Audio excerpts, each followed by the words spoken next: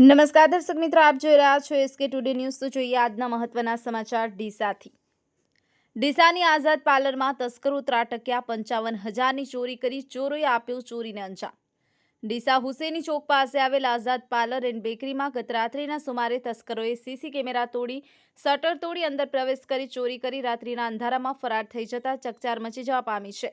મળતી માહિતી મુજબ ડીસા હુસેની ચોક પાસે રહેતા અંસારી નોસેદભાઈની આઝાદ બેકરી અને પાર્લર ધરાવે છે। દુકાનની બાજુમાં જ મકાન આવેલ છે, ત્યારે ગત રાત્રિના સુમારે તસ્કરોએ ચાલકોથી અવાજ ન થાય તે માટે ટોમીથી એક બાજુનું તાળું તથા શટર તોડી અંદર પ્રવેશ કરી ગુટકાના કટ્ટા તથા કાઉન્ટરમાં પડેલ 20,000 રૂપિયા રોકડા તથા 30 થી 35,000ના માલની ચોરી કરી ફરાર થઈ ગયા હતા।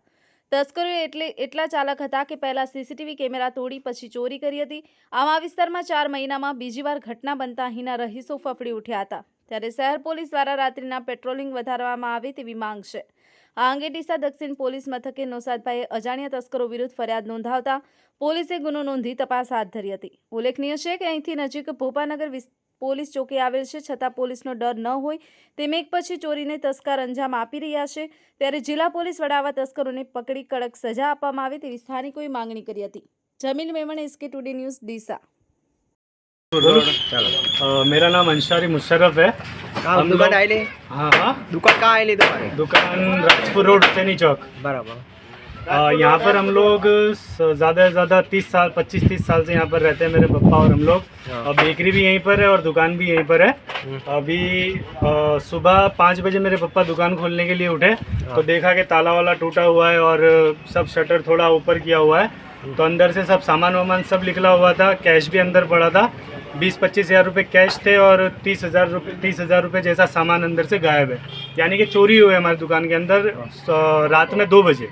हमने सुबह उठकर देखा तो सब ये हुआ था अंदर।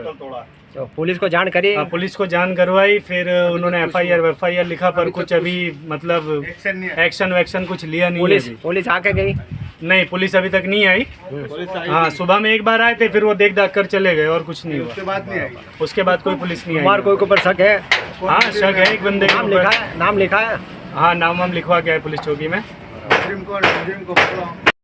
बोला મહેરબાન સાહેબ, ગયા મહિનામાં પણ આ જ વિસ્તારમાં એક ચોરી થઈ હતી અને આજે ફરી એકવાર આ ચોરી થઈ છે, એટલે હું પ્રશાસનને વિનંતી કરું છું કે રાત્રે પેટ્રોલિંગ વધારવામાં આવે મહેરબાની કરીને, કેમ કે અવારનવાર આવી રીતે અગર ચોરીઓ થતી રહેશે તો બિચારી પ્રજા પરેશાન થઈ જશે।